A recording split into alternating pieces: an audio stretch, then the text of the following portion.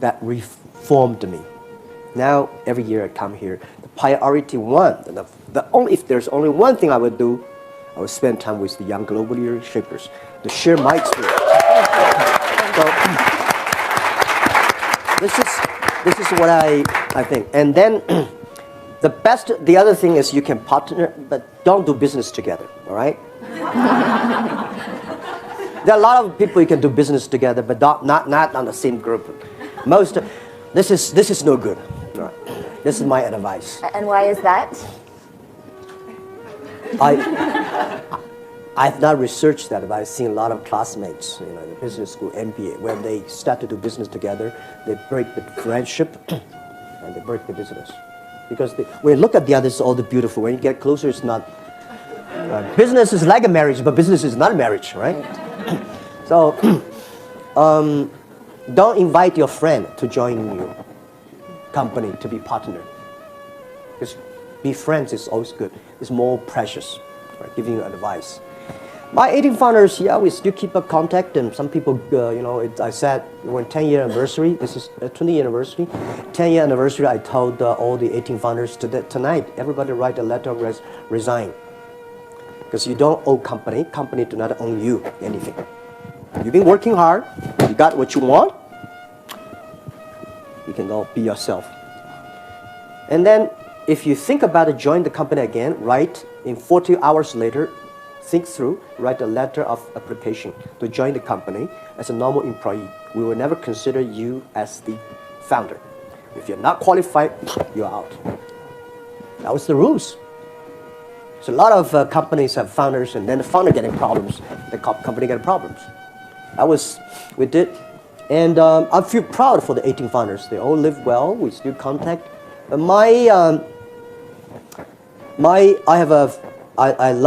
travel a lot.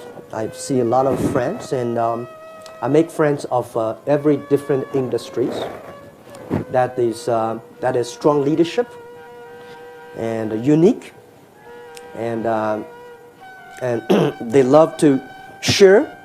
I have a lot of friends. Play poker and drinking together, but not easy now. But I think it's very important to have a friend. I'm a person believing in friendship. I make a lot of friends, and people say, "Jack, how could your friend in the prison?"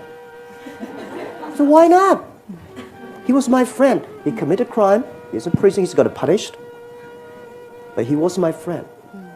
When he came out, if he changed, we support him. Some people are very government officer, somebody bankrupt.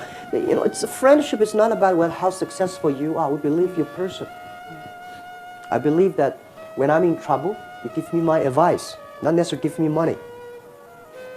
That's what I think. Yeah.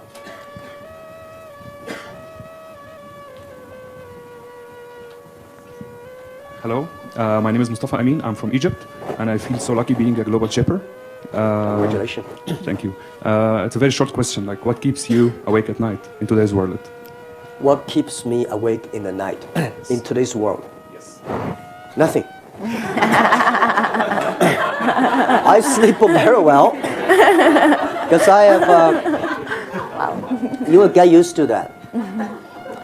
When you go through life like this, like a company like Alibaba, people always see good side. But there are so many scary times, worries and that, and you have to overcome again. Now, I know if I cannot sleep well, problem is still there. If I sleep well, I may have a chance tomorrow to fight against the problem. Sleep well no matter what happens, right? So, I don't have it. Today the world is that when I wake up, I say, I go to Africa today. I go to Europe today. I hammer on the United Nations panel, say, this is what we believe. We think it is whether they accept or not, it's not important. The important, you go, tell the truth. You go, tell your opinion. And you go change. That's what we do. Yeah, don't worry.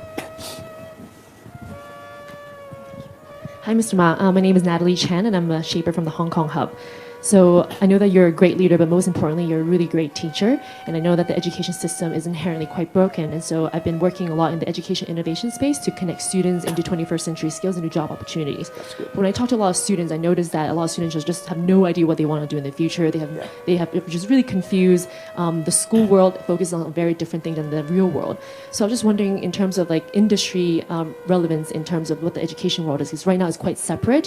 What are your thoughts about bringing more of the private sector and creating a curriculum perhaps under Alibaba for high school students to understand more about entrepreneurship, e-commerce? Because I know you do a lot of work in supporting Alibaba Entrepreneurship Fund, but what if there is an opportunity to work with younger students and create a school for them? What are your thoughts about that? Thank you. I already created a kindergarten, a primary school, a middle school, and a high school.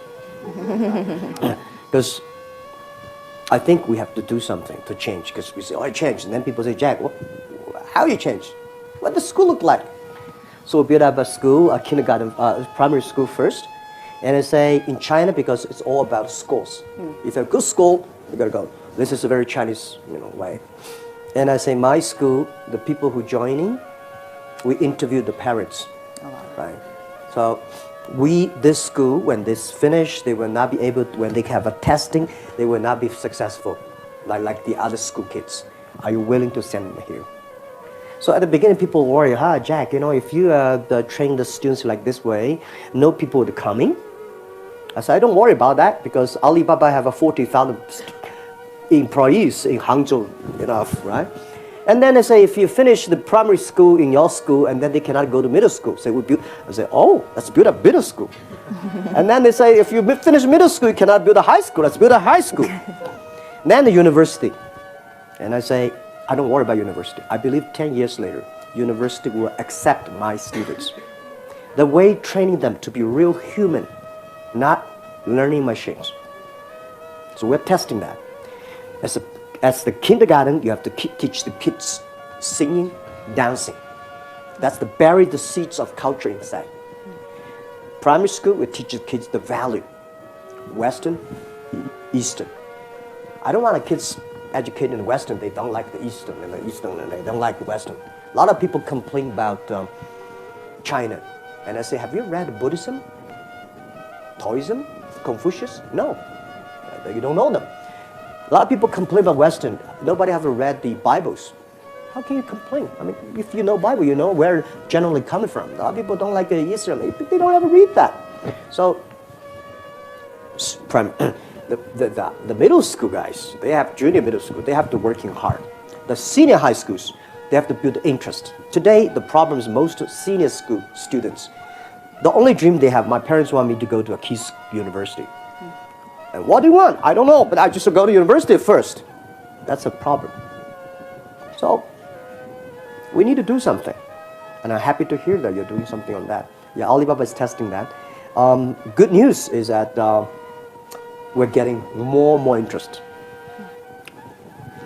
We only accept a few students, 100 students every year, but the application was huge. The way we teach, the bad news is we have not proved that we will be winning in 10 years. But I think if you teach your kids to be a real human, it will win. If you teach your kids to be a machine, you don't have a chance.